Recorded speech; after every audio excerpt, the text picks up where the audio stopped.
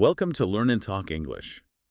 We're all about making English learning simple and fun, especially for beginners. Yeah, learning a new language can seem a bit scary, but we're here to help every step of the way. I remember when I was learning my first new language, it felt like just drowning in grammar rules and vocabulary Oh lists. yeah, I completely understand that. Okay. A lot of people they think about language learning like it's about memorizing things. Right. It was like trying to just stuff all this information into my brain, but not really understanding how to actually use it. What if I told you there's a more natural, more effective way to learn English? Really. I'm all ears. Tell me more. It's called language acquisition. So instead of focusing on all the rules, it's about immersing yourself in the language and letting your brain kind of naturally pick up the patterns. That sounds really cool. How does that actually work? Well, think about how kids learn their first language. They don't, study grammar textbooks or memorize verb conjugations. They just listen to the language around them and they start imitating what they hear. That's true. They just soak it all up. Exactly. And that same process can work for adults too. So are you saying we should like try to learn English more like children do? Yeah, kind of, in a way. Of course, adults have, different learning styles and needs than children, but the basic idea is still the same. We need to expose ourselves to as much real-world English as we can. I see. But wouldn't that be a little overwhelming, Huh. especially for beginners? I mean, diving into something like Shakespeare right away probably isn't the best idea.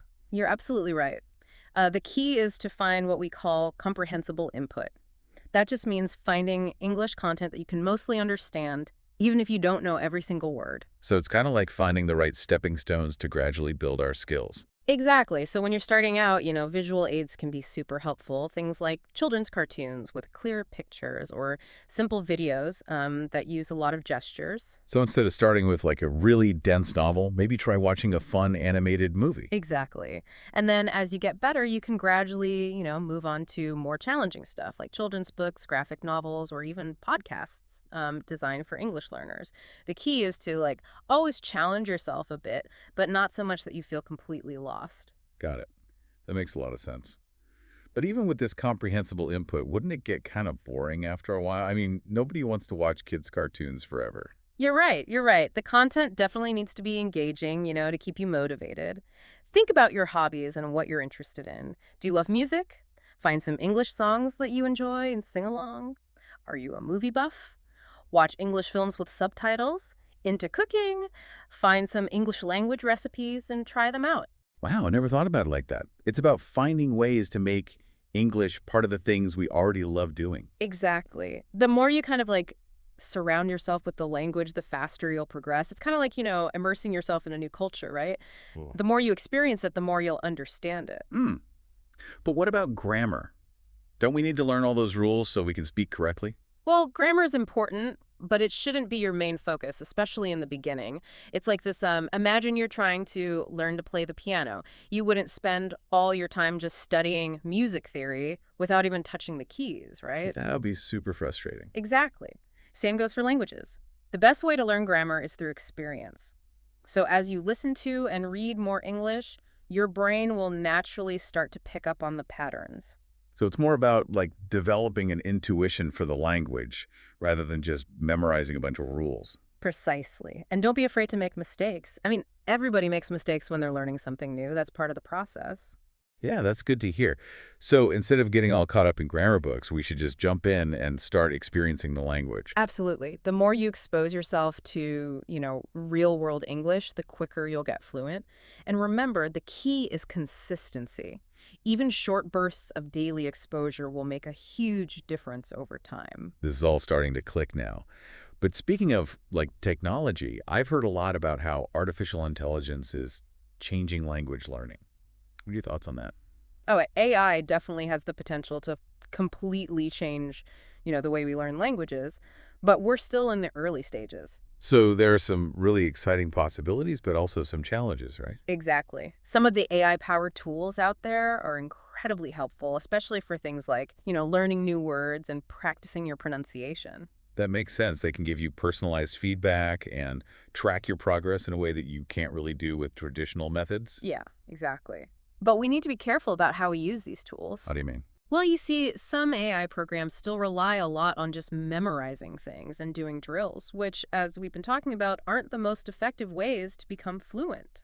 So it's important to choose AI tools that work in a way that aligns with the principles of language acquisition. Exactly. Ideally, what we want are AI programs that can create like really immersive and engaging learning experiences, stuff that goes beyond just memorizing words and rules. It sounds like AI has a lot of potential to help us learn languages in a much more natural and effective way. Absolutely. But we also need to remember that technology is just a tool. It can't completely replace the human part of language learning. What do you mean by the human element? Things like having conversations in real life, immersing yourself in the culture, and that feeling of actually connecting with other people in a new language. Those are essential parts of learning a language that technology can't fully replicate. I see your point. It's not just about like mastering the technical parts of the language, but also about understanding the culture and the people behind it. Exactly. Language is so much more than just words and grammar. It's a gateway to a whole world of new experiences and connections. So it's almost like technology can be this uh, amazing bridge, but we still have to walk across it ourselves to really get to the other side. I like that. That's a good way to put it. And speaking of bridges, I think, a lot of us, we kind of build this mental bridge to language learning that's maybe a little shaky based on our experiences in school. Oh, yeah, I know what you mean. I remember spending hours and hours just, you know, conjugating verbs. It felt like I was a robot, not a speaker. Right. But think about that analogy of driving. Just because you know all the rules of the road doesn't mean you can handle a car in rush hour traffic. So it's like the difference between knowing about the language and actually using it in real life situations, Exactly. And just like with driving, fluency in English comes from practice, from, making those turns, even if you stall out a few times along the way. which is why finding that comprehensible input is so important, Yeah. right? Yeah. Like finding those comfortable streets to practice on, especially when you're first starting out. Absolutely. It's like we wouldn't just throw a learner driver onto the freeway right away. Right. It's about finding those roads where they can build up their confidence one step at a time. So for our listeners who might be feeling a little overwhelmed by, the sheer size of the English language, what advice would you give them? Well, first of all, take a deep breath. Remember, every single fluent speaker was once a beginner, fumbling their way through, just like you. It's easy to forget that when you see someone speaking so effortlessly. It's kind of like watching a figure skater, gliding around gracefully. You don't see the years and years of like falls and wobbly ankles that they went through to get there. Oh, that's such a great point. So instead of trying to be perfect, we should embrace uh, those stumbles along the way Yeah. as just part of the learning process. Exactly. Each stumble is like, it's giving you feedback. It's showing you where you need to, adjust your balance, so to speak. I like that. Don't be afraid to fall, because that's how you learn to get back up and keep going. Exactly. And remember, you don't have to do this alone. Find yourself a learning buddy, someone to practice with, laugh with, and encourage each other along the way. Yeah, like having a skating partner, right? Yeah. Someone to hold your hand when you're feeling unsteady and to celebrate with you when you nail those triple axles. Oh, I love that. And speaking of celebrating, it's so important to acknowledge the progress that you make, no matter how small it might seem. Did you learn a new phrase today? Did you use the past tense correctly? Give yourself a high five.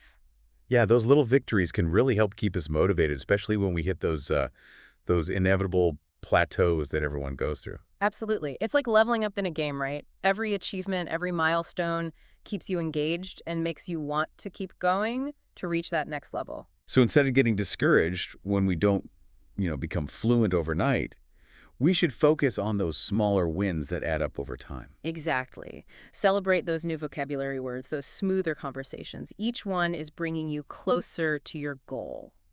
It's all about changing our perspective, right? Yeah. Seeing the journey as a series of achievements, not just a race to the finish line. And speaking of perspective, one thing that I see tripping up a lot of beginners is this fear of sounding, silly. Oh, I definitely remember feeling that way. Like everyone is judging my accent or my grammar mistakes. Oh, it's so common. But here's a different way to look at it. Most native English speakers, they're actually thrilled when someone makes an effort to learn their language. They appreciate the effort, even if it's not perfect. Exactly. They're much more likely to be impressed than critical. Think about it. Have you ever, laughed at a baby for mispronouncing a word? Of course not. It's endearing, you know? We celebrate those efforts. Exactly. So give yourself that same grace. Embrace your inner language learner. And don't be afraid to make those, adorable mistakes. So instead of letting fear hold us back, we should just embrace the awkwardness and go for it. Precisely. The more you speak, the more confident you'll become. And remember, confidence is contagious. So the more we speak, even with mistakes, the more comfortable we feel. And that encourages us to keep practicing and getting better. Exactly. It's like a positive feedback loop. The more you put yourself out there, the better you'll get, and the more you'll want to keep going. And that brings us back to, the importance of finding engaging materials and activities, things that make us excited to learn. Absolutely. If you're enjoying the process, you're much more likely to stick with it. It's like anything else in life. Passion fuels persistence. So it's not just about studying grammar rules in textbooks, but about finding those sparks of joy that make us want to keep exploring the language. Precisely. Find those English language books that make you want to stay up all night reading. Discover those podcasts that make you laugh out loud on your commute. It's about making English a part of your life, not just something you study. Exactly. And remember, the more you can integrate English into your daily routine, the faster you'll progress. So it's like creating this positive cycle. The more we enjoy the process, the more we learn. And the more we learn, the more we enjoy it. That's the beauty of language acquisition. It's a journey of discovery, of constantly expanding your horizons and connecting with the world in new and exciting ways. And speaking of connections, one of the most rewarding things about learning English is that it gives us the ability to communicate with people from all over the world. Absolutely. It's like unlocking this secret door to a global community. Suddenly, you can have conversations with people you never could have imagined before. It's like breaking down those barriers and building bridges through the power of language. Exactly. And those connections can enrich your life in so many ways. You can learn about different cultures, share your own experiences, and even make lifelong friends. It's really incredible to think about all the possibilities that open up when we learn a new language. And remember, it's never too late to start. No matter how old you are or what your background is, you have the potential to become fluent in English. It's all about finding the right approach, embracing the journey, and never giving up on your dreams. Yeah, it really is like that saying, the world is a book and those who don't travel only read one page. But learning English, it's like you could read so many more chapters. That's a great analogy. And as we wrap up our talk about language acquisition today, I want to leave our listeners with one final thought. Okay, I'm listening. What's the secret ingredient to success in language learning? Well, it's not so much a secret as it is a change in how you think about things. Try to see yourself not just as someone who's learning English, but as someone who speaks English. Oh, I see.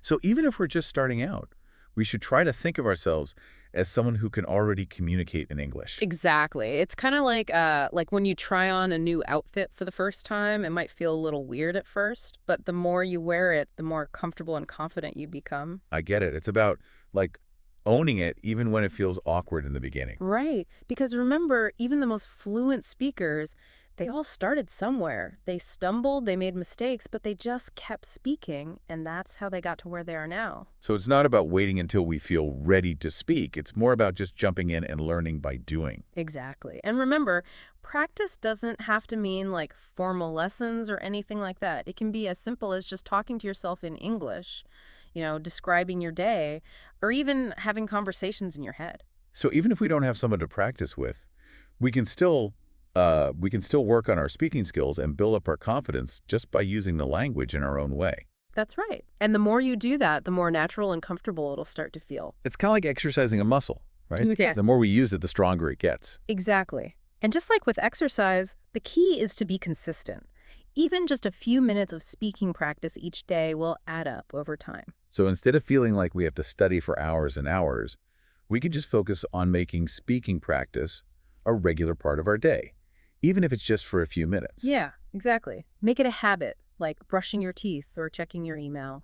And of course, the more fun we have with it, the more likely we are to keep doing it. Absolutely. Remember, learning a language should be enjoyable, not a chore. So find those activities that really interest you, connect with other learners, and celebrate all the progress you make along the way.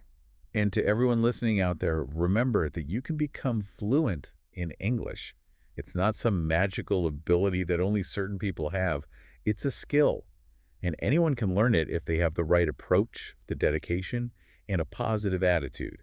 And if you're ever feeling discouraged, remember that there are so many other people out there who are on the same journey as you. Connect with them, share your experiences, and support each other. Because learning a language is so much more rewarding when you have other people to share it with. Definitely. It's like you're joining this huge global conversation where you can share your ideas, your perspective, your stories with the whole world. And on that inspiring note, we want to thank you all for joining us today on the Learn and Talk English podcast. We hope this episode has given you some new insights into language acquisition and inspired you to keep going on your English learning journey. Remember, it's all about immersing yourself in the language, finding the joy in it, and never giving up on your goals. Keep practicing, keep exploring, and most importantly, keep believing in yourself. We'll be back next week with more tips and tricks to help you on your English learning adventure. Until then, happy learning. And don't forget to like and subscribe to our channel for more episodes. And if you have any questions or topics you'd like us to talk about, feel free to leave us a comment below. We love hearing from you. See you next time.